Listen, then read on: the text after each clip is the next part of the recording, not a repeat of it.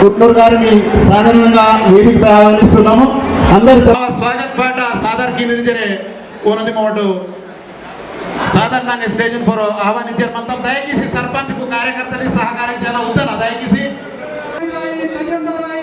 నాట్నూరు పెద్దల పాటలి సర్పంచ్ ఎంపీటీసీ సందీర్కే ఆహ్వానం కిసార్ మొత్తం దయచేసి స్టేజ్ నక వాకించారు కోరుకుంటారు మొత్తం ఇంగే దానే మౌర్ మాత్రం చాలకర్ గోవిందరావు దాదా తనవ పాటతే మునే మాక వాసర్ బంతూర్ సందీర్కే సేవా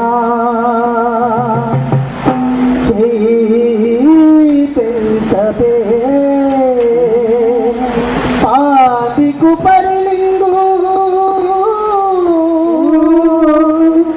దేవతరే కాలి కంకాలి దయ్యే ఔవలే దేవతరే మావనికే మావనికే వందనా మావనికే వందనా ఉమరం భీమో మావనికే వందనా కోటి కోటి కలిదు धरती पे कोटि कोटि కలిదు धरती पे के जमावी वंदना वंदना वंदना मावालिके वंदना तुमरम भीमो मावालिके वंदना मावालिके वंदना तुमरम भीमो मावालिके वंदना जन्मावाती जोड़े घाट में की आवाज भीमो सारा देश की आवाज भीमो सारा देश सुने की आवाज भीमो सारा देश सुने मावाला सी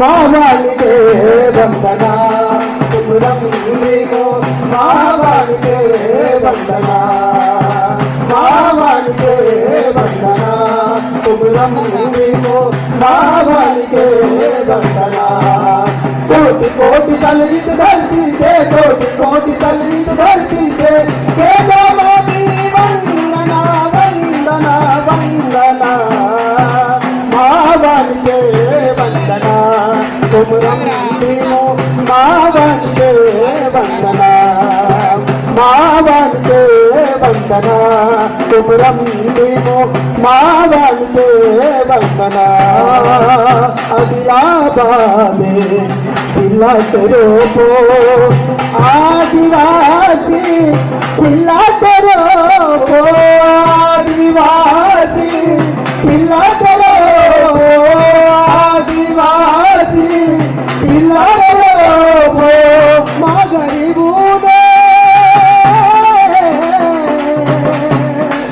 కులాం సంఘం పెద్దలకు ఆశారెడ్డి గారికి తోటి సంఘం పెద్దలకు ఆనంద్ సభ్యులు అందరికీ ముఖ్యంగా వచ్చిన విద్యార్థులకి మహిళలకి మీడియా ప్రతినిధులకి అందరికీ రామ్ రామ్.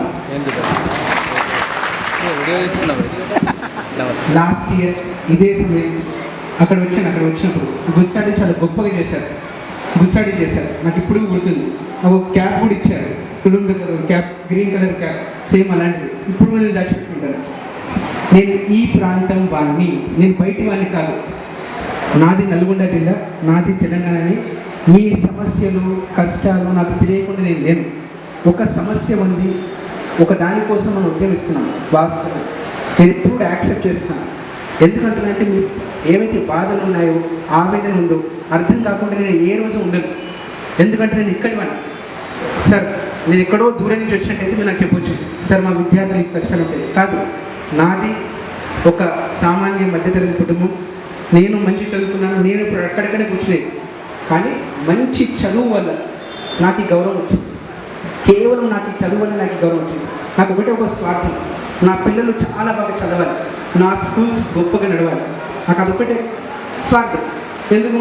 నా పిల్లలు మంచి చదువుకున్నట్టయితే వాళ్ళకు మంచి ఉపాధి అవకాశాలు దొరుకుతాయి.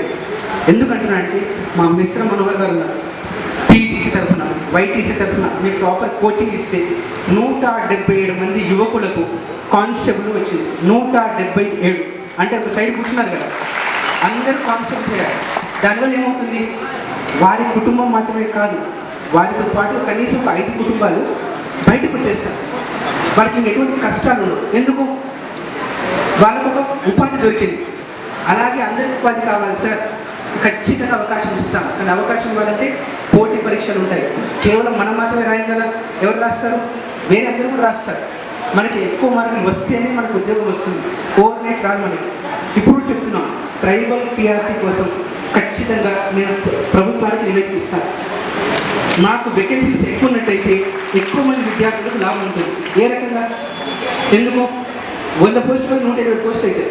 కాబట్టి నా ఉద్దేశం ఒకటే, ప్లీజ్ మీరందరూ కావాలి, కొంత అర్థం చేసుకోండి, బాగా చదవండి. ఇప్పుడు ఉన్నారు ఇవాళ మన టీచర్ గారు ఉంటారు. ఏంటి మా టీచర్ గారు ఎక్కడ ఉన్నారు? విటమిన్ చూడండి, ఒక్కసారి నిలబడి ప్లీజ్. ఒక్కసారి మీ అబ్బాయిలు ఎక్కడ ఉన్నారు? మీ అబ్బాయిలు ఎక్కడ ఉన్నారు? ఎక్కడున్నారు? ఏం చేస్తున్నారు? ఎక్కడ చేశారు డాక్టర్? ఎక్కడ చేశారు డాక్టర్? కేర్ హాస్పిటల్ వేశారు. ఇంకా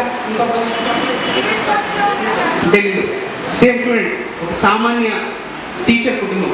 కానీ వారి 2 పిల్లలు ఎక్కడ పంపించారు? ఒక అబ్బాయిని ఢిల్లీకి పంపించాడు, ఒక అబ్బాయిని హైదరాబాద్ నుంచి చదివిస్తున్నారు. నాది అదే స్వార్థం.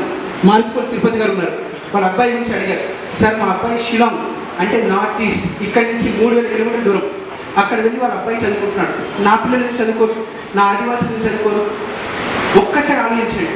చదువుతోటే మీకు గౌరవం, మీకు ఏది కావాలంటే చేస్తాను చదువుకోవడానికి.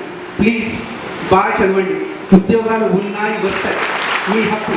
ఎందుకంటే మొన్న అంజీ గ్రామానికి వెళ్ళాను, ఆనంద్ షిరాల్గా ఉత్సవానికి వెళ్ళాను. ఆ రోజు నాకు డిప్యూటీ సీనియర్ గారు కనిపించారు. చిన్నమ్మాయి డిఎడ్ చదివిందంట 2017, కానీ తను జెడ్పీటీసీ అయింది. చాలా కాన్ఫిడెంట్గా ఉన్నారు. తల్లి మీకు ఎలా వచ్చింది కాన్ఫిడెన్స్ అంటే, సార్ నేను డిఎడ్ చేశాను, మంచిర్యాలలో చేశాను. నా పిల్లలు కూడా అంతే కాన్ఫిడెంట్గా ఉండాలి. అలానే మీకు గౌరవం, మీరు చెయ్యగలరు, మీరు చేయలేని ఏది లేదు. నేను మీలానే కూర్చున్నాను నడిచాడు, కానీ ఈరోజు స్పష్టంగా నేను మాట్లాడేస్తున్నాను. ఎలా వచ్చింది?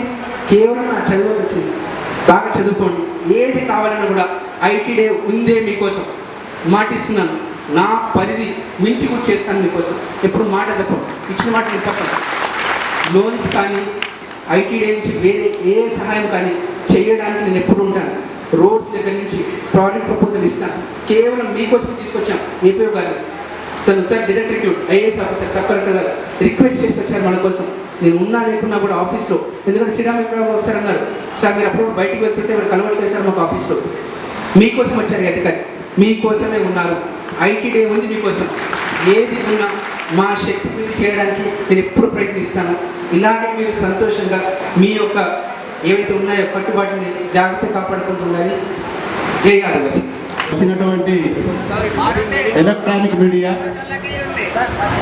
మరియు ప్రింట్ మీడియా మరియు మాధ్యమం అంటే వాట్సాప్ కావచ్చు, ట్విట్టర్ కావచ్చు, లాంటి మీడియాకు బహుప్రపంచానికి తెలియజేస్తున్నటువంటి పాత్రికేయులకు ఆదివాసీ ప్రపంచ దినోత్సవం సందర్భంగా సాధారణంగా ఆహ్వానిస్తూ అందరినీ కూడా శుభాకాంక్షలు తెలియజేస్తున్నాం.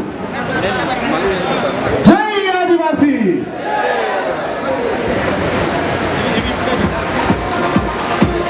ఏఎన్ఎస్ నిరుద్యోగ కార్యదర్శి వేదికపై రావాల్సిందిగా కోరుతున్నాం.